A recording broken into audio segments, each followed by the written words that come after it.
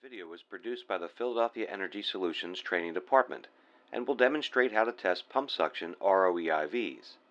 This video should be viewed while reading along with the Refinery General Procedure 089.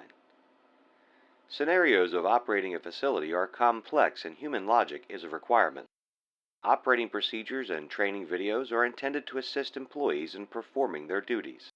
Although operating procedures and training videos are a best attempt at determining events, they are not intended to replace thought and logic. Follow all applicable refinery safety standards and practices. Refer to material safety data sheets for all process streams and chemicals. Read the entire operating procedure before beginning. Steps to complete this procedure will require the participation of two field operators and the console operator. ROEIV stands for Remotely Operated Emergency Isolation Valve. Pumps with suction ROEIVs were identified as part of the Layers of Protection Analysis, or LOPA, during each operating unit's HAZOP. There are two different styles of pump suction ROEIVs used in the refinery, the Limitorque L120 and the Limitorque MX models. Because it is the more prevalent of the two models, we will use the Limitorque L120 for demonstrating this procedure, though this applies equally to both models. The Limitorque L120 ROEIV actuator control panel has two control switches, the red-colored open-close selector switch and the blue-colored actuator control selector switch.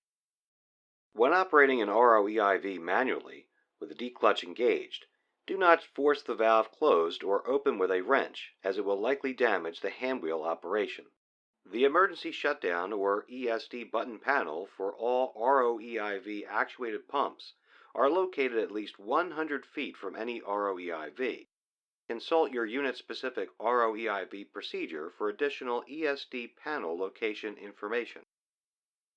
PKS ESD selector drop-down boxes are located on the LOPA graphic. PKS graphics will display position of the ROEIV. Light gray signifies the ROEIV is closed. Dark gray indicates the ROEIV has failed to operate properly.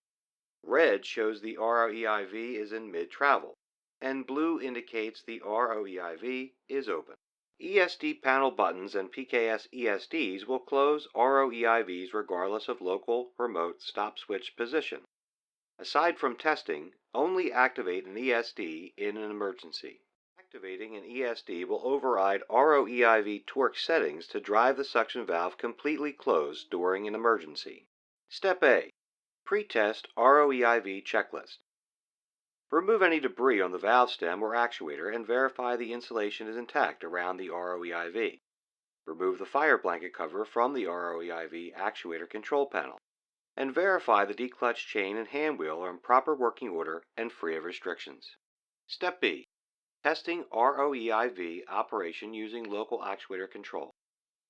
Contact the console operator when ready to test the ROEIV. Confirm ROEIV on PKS is blue to signify open and is listed as normal. Turn the actuator control selector switch to local. Turn the open-close selector switch to closed. When moving from open to closed, the valve icon on PKS will turn red while in mid-travel. When the valve has closed, confirm with the console operator that the valve has turned light gray on PKS to indicate it is in the closed position. Turn the open-close selector switch back to the open position to reopen. The PKS valve icon should turn red while in mid-travel. When the valve is open, verify the valve icon on PKS has turned blue. Step C. Manually testing ROEIV operation by declutching ROEIV. Declutch the actuator by moving the declutch arm towards the gear case. Using the hand wheel, close the valve approximately 5 to 10 turns. Confirm with the console operator that the valve icon has turned red to indicate mid-travel on PKS. Turn the open-close selector switch back to the open position to reopen the valve. The manual declutch will be released when the actuator motor engages. Confirm the blue open icon on PKS. Step D. Testing ROEIV operation by ESD button panel. Turn the ROEIV actuator control selector switch to the stop position. Notify the console operator that the ESD button will be pressed. Press the ESD button at the ESD panel and stand by. The console operator should see the valve turn red for mid-travel. When movement confirmed, reset the ESD button by pulling the button back out. Resetting the ESD will stop the ROEIV at its current position. Turn the actuator control selector switch back to the local position. Then turn the open-close selector switch to open. Confirm with the console operator that the valve icon has gone from red to blue for full open. Step E. Testing ROEIV operation by ESD PKS selector drop-down box. Verify the ROEIV actuator control selector switch is in the stop position. The console operator will select shutdown on the PKS ESD selector drop-down box. As the ESD activates, the valve icon on PKS will change from blue to red, indicating mid-travel. Seeing the ESD is activated properly, the console operator will reset the PKS ESD by selecting normal from the PKS ESD selector drop-down box. Resetting the ESD will stop the ROEIV at its current position. Turn the actuator control selector switch back to the local position, then turn the open-close selector switch to open. Confirm with the console operator that the valve icon has gone from red to blue for open. Reinstall the fire blanket cover on the ROEIV control panel as testing is now complete. Step F. Respond to a failure of any aspect of ROEIV testing. After the procedure has been completed, notify the shift supervisor, area superintendent, or process safety management coordinator of any failure that occurred.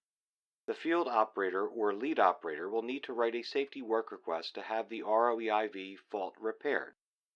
An SS23 EMOC will need to be written when an ROEIV is taken out of service for repair and if the pump will continue to be used. A listing of all pump suction ROEIVs is located in the Refinery General Procedure and lists each ROEIV by unit, tag number, pump, and limit torque model style.